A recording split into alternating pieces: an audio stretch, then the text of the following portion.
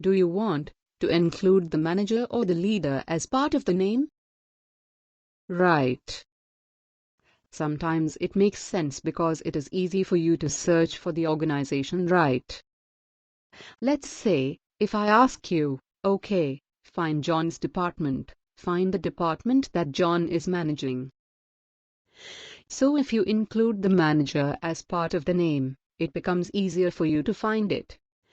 So some enterprises prefer to have the manager's name as part of the name of the department that they manage.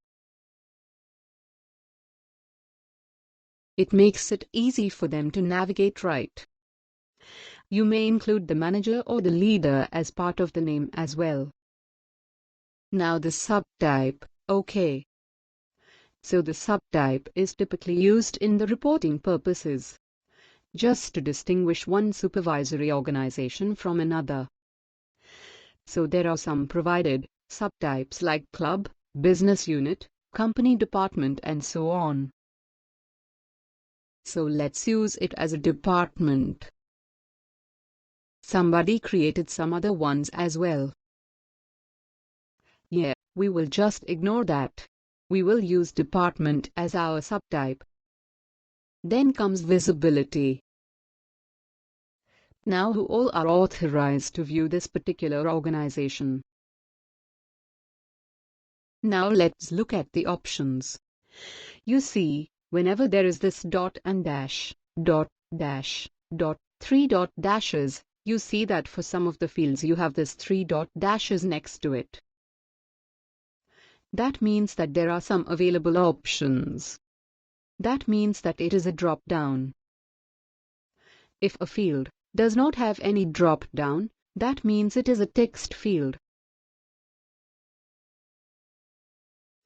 So, like, for the name is a text field. The code is a text field. But the subtype, visibility, external URL, primary location, these are drop-downs. That means you have to choose from some existing values. So visibility. Let me click on the field and it will give me a list of drop-downs. Sorry, visibility. So we have 4 options for visibility. Number 1 is everyone. If I click on everyone, that means that all the users of this particular tenant will be able to view this organization.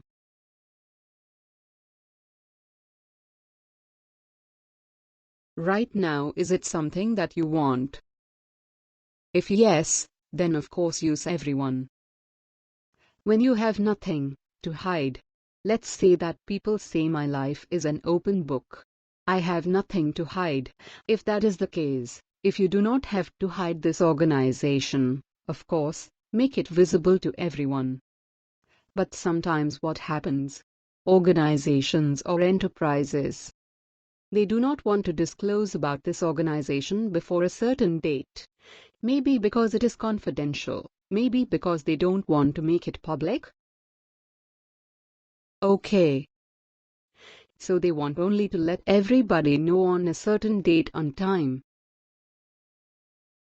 Right.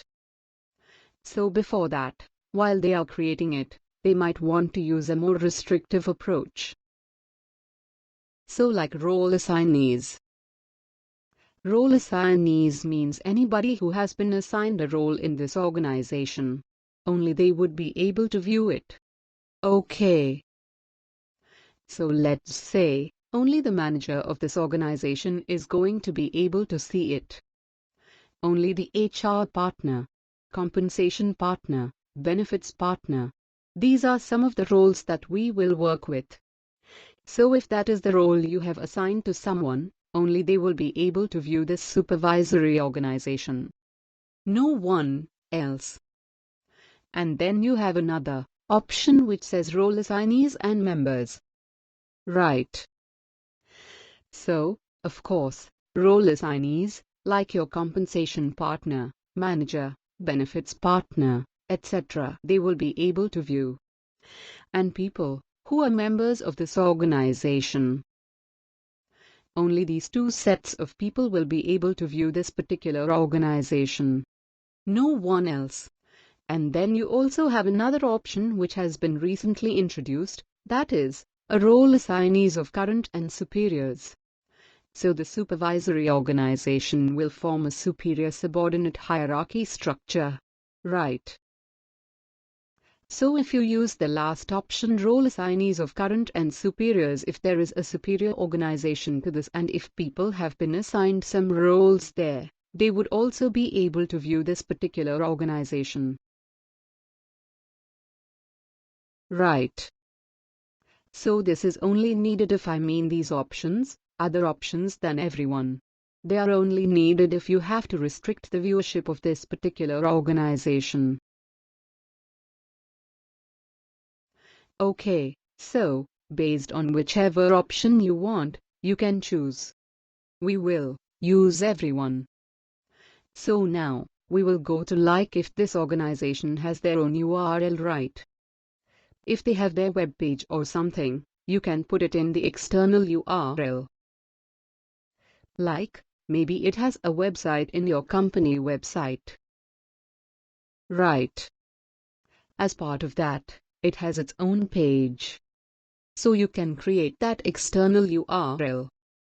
Okay. And you can give it a name.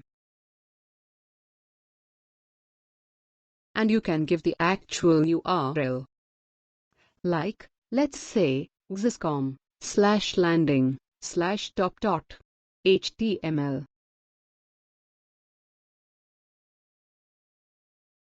Right. Whichever is the name. So this is the organization landing page. Okay.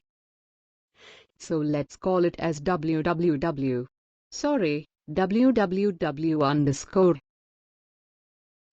And here we have to specify HTTPS, something like that.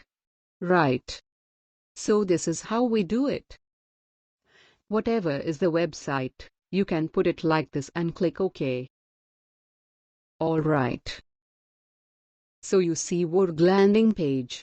So you have configured your external URL. Now, what is the primary location of this particular organization? So if you are creating the first organization, if you are creating the top level organization, then your primary location would be what? The company headquarters typically. Right. Because that is the first location that has to be created. Your company headquarters. So here I will use an existing one, that is Chicago. I will enter Chicago and I will search for it and I will. There's so many Chicagos people have created. I will use this particular Chicago. That is going to be my primary location.